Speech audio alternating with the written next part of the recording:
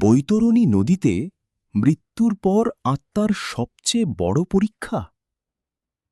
হিন্দু ধর্মগ্রন্থে, বিশেষ করে গরুড় পুরাণ ও বিষ্ণু পুরাণে বলা হয়েছে যে মৃত্যুর পর আত্মার যাত্রা শেষ হয়ে যায় না, বরং সেখান থেকেই শুরু হয় এক নতুন ও কঠিন পথ চলা।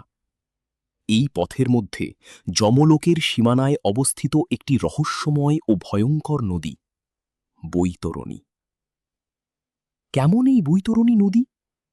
এটি কোনো সাধারণ নদী নয়, বরং আত্মার কর্মের পরীক্ষা নেওয়ার এক ভয়াবহ স্রোত বলে বর্ণনা করা হয়েছে। ভয়ঙ্কর রূপ, এতে স্বচ্ছ জল নয়, বরং ফুটন্ত রক্ত, কাদা ও পুজ প্রবাহিত হয় বলে বলা হয়েছে। অত্যন্ত তাপ, এর স্রোতকে ফুটন্ত অম্লের মতো বলা হয়েছে, যা পাপী আত্মাদের কষ্ট দেয়। ভীতিকর জীব, নদীতে বিশাল সাপ, বিচ্ছু, কুমির ও মাংসাশী পাখি আত্মাদের কষ্ট দেয় বলে বর্ণনা আছে। কারা এই যন্ত্রণা ভোগ করে?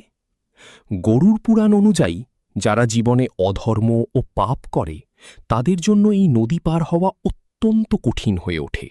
যেমন পিতামাতা, গুরু ও বিদ্বানদের অসম্মানকারী, মিথ্যা, প্রতারণা ও বিশ্বাসঘাতকতায় লিপ্ত ব্যক্তি, গোহত্যা বা অসহায় জীবদের কষ্টদাতা, লোভে ডুবে থেকে দান ও সেবা থেকে দূরে থাকা মানুষ। বৈতরণী পার হওয়ার উপায়। গোদান। ধর্মগ্রন্থে বলা হয়েছে, যে ব্যক্তি জীবনে ভক্তিভরে গোদান করেছেন তার সাহায্যের জন্য সেই গরুই সেখানে উপস্থিত হয়। সে আত্মাকে নিজের লেজ ধরিয়ে বৈতরণী নদী পার করিয়ে দেয়। এই কারণেই ধর্মে গোদানকে অত্যন্ত পুণ্যদায়ক ও মুক্তিদায়ক মনে করা হয়। বৈতরণী দানের গুরুত্ব। মৃত্যুকাল বা শ্রাদ্ধের সময় বৈতরণী দান বিশেষ গুরুত্বপূর্ণ বলে ধরা হয়।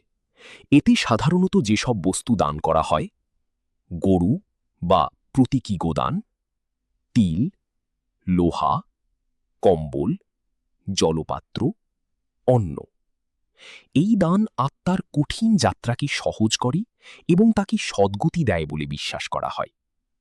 বৈতরণী নদীর বর্ণনা শুধু ভয় দেখানোর জন্য নয়, বরং আমাদের জীবনে সঠিক পথ অনুসরণ করার প্রেরণা দেয়। সত্য ও ধর্মের পথে চলুন, করুণা ও দয়া হৃদয়ে ধারণ করুন, দান, সেবা ও পরোপকারকে জীবনের অংশ করুন।